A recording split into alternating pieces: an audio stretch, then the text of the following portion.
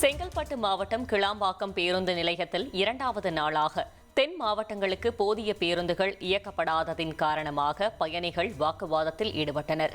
திருச்சி, சேலம், அரியலூர், நெல்லை, கன்னியாகுமரி, தூத்துக்குடி உள்ளிட்ட பல மாவட்டங்களுக்கு போதிய அளவில் பேருந்துகள் இயக்கப்படவில்லை. இதன் காரணமாக 1000த்திற்கும் மேற்பட்ட பயணிகள் காத்திருக்கும் சூழல் ஏற்பட்டது. வெகு நேரம் காத்திருந்த பயணிகள் அங்கு காவல் பணியில் ஈடுபட்ட போலீசாரிடம் வாக்குவாதத்தில் ஈடுபட்டனர். இதன் காரணமாக கிளாம்பாக்கம் பேருந்து நிலையமானது இரவு முழுவதும் பரபரப்பாக காணப்பட்டது.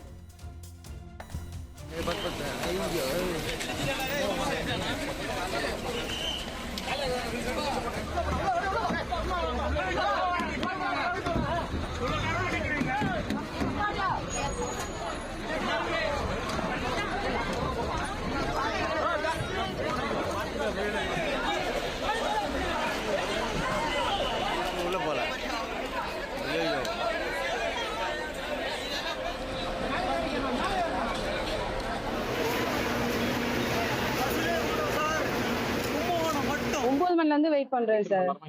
ஒரு 4 மணி நேரம் இருக்கும் சார். இந்த 4 மணி நேரம் நடந்து போயிருந்தோட திருச்சிக்கு போயிருந்திருக்கலாம் போல இருக்கு. இவனுங்களை விடுறத விட்டா கொஞ்ச நாச்சும் எல்லாரும் கஷ்டத்தையும் புரிஞ்சுக்கணும்ல. ஏதோ ஒரு நாள் லீவ் இருக்கு, போயிட்டு அம்மா அப்பாவை பார்க்க போவோம். அதுக்காக தானே ஓடுறோம். அதுக்குள்ள கொஞ்சம் கூட மனசாட்சி இல்லாம இருக்காங்க. பார்க்க எல்லாரும் டியூட்டில தானே இருக்காங்க. ஒருத்தர் கூட கண்ணு தெரியாமையா இருக்காங்க சார்.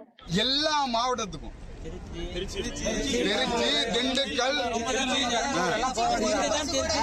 எல்லா மாவட்டத்திலும் சென்னையை தவிர எல்லா மாவட்டத்திலும் உள்ள மக்கள் நிக்கிறாங்க. இதை விட கொடுமை என்ன தெரியுங்களா?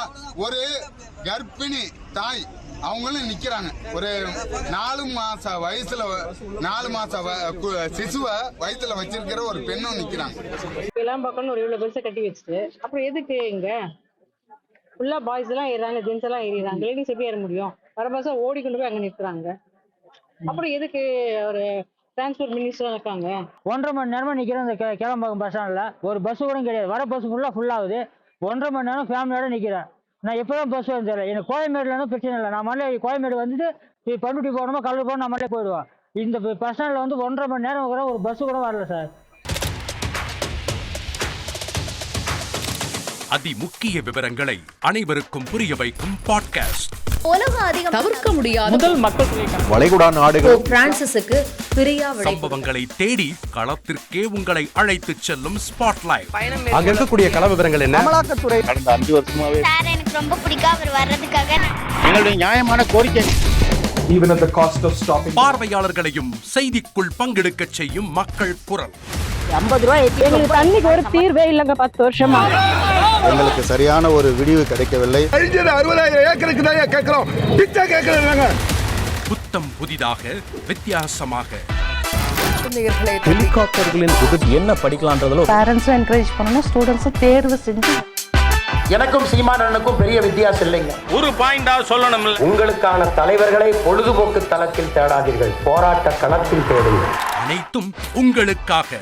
எப்போதும் இணைந்திருங்கள் தந்தி டிவியுடன்.